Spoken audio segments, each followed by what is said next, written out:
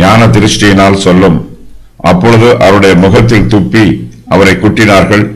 சிலர் அவரை கன்னத்தில் அறைந்து, கிறிஸ்துவே, உம்மை அடித்தவன் யார்?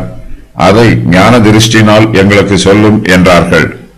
இயேசு கிறிஸ்துவை மரணத்துக்கு பாத்திரவான் என்று தீர்மானம் பண்ணி தீர்ப்பு கூறிய பிறகு அவரை துன்புறுத்துகிறார்கள். இயேசு கிறிஸ்து குற்றவாளி என்று தீர்மானமானவுடன் அவருடைய முகத்தில் துப்புகிறார்கள். ஒருவருக்கு மரண தண்டனை கொடுக்கும் அதிகாரம் யூதருடைய ஆலோசனை சங்கத்திற்கு இல்லை.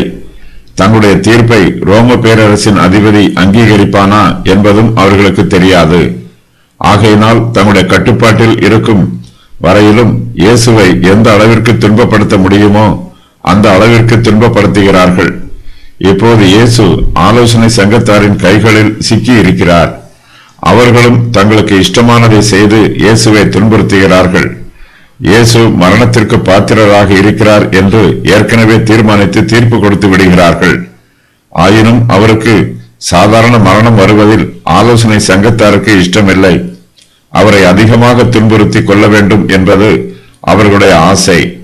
ஆகையினால் அவரை துன்புறுத்தும் வண்ணமாக அவருடைய முகத்தில் துப்பி அவரை குட்டுகிறார்கள். சிலர் அவருடைய கன்னத்தில் அறைகிறார்கள். ஒருவருடைய முகத்தில் துப்புவது அவரை அவமானப்படுத்தும் செயல்.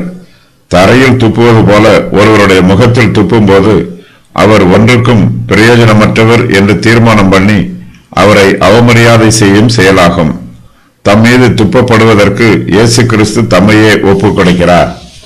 தம் மீது அவமானத்தை ஏற்றுக்கொள்கிறார்.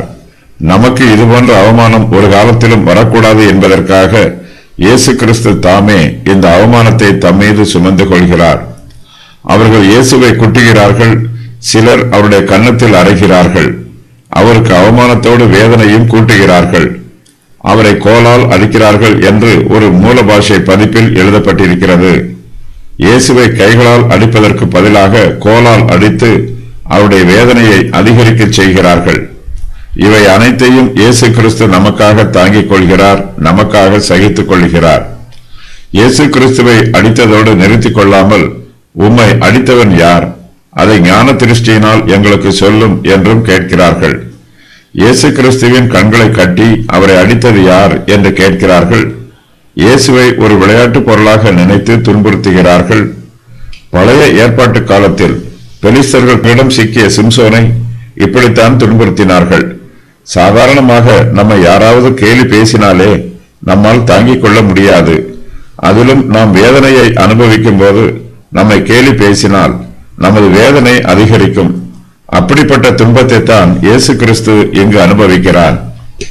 இயேசு கிறிஸ்துவை ஜனங்கள் தீர்க்கதரிசி என்று அழைப்பதை இவர்கள் ஏற்கனவே கேள்விப்பட்டிருக்கிறார்கள். அவருடைய தீர்க்க தரிசன ஆற்றலை இப்போது சோதித்து பார்க்க விரும்புகிறார்கள். சர்வ ஞானமுள்ள தேவன் சாதாரண மாம்ச பிரகாரமான ஜனங்களினால் இங்கு அவமானப்படுத்தப்படுகிறார். சர்வத்தையும் அறிந்திருக்கிற சர்வ ஞானமுள்ள தேவனுடைய ஞானத்தை மனுஷனால் சோதித்து பார்க்க முடியாது. அவரை சோதிக்கும் அளவிற்கு மனுஷருக்கு போதிய ஞானம் இல்லை. ஆனால் யூதருடைய ஆலோசனை சங்கத்தாரோ மனுஷகுமாரனுக்கு முன்பாக தங்களை தாழ்த்தாமல் தங்கள் சுய பெருமையினால் தங்களை உயர்த்தி இயேசுவை துன்பப்படுத்துகிறார்கள்.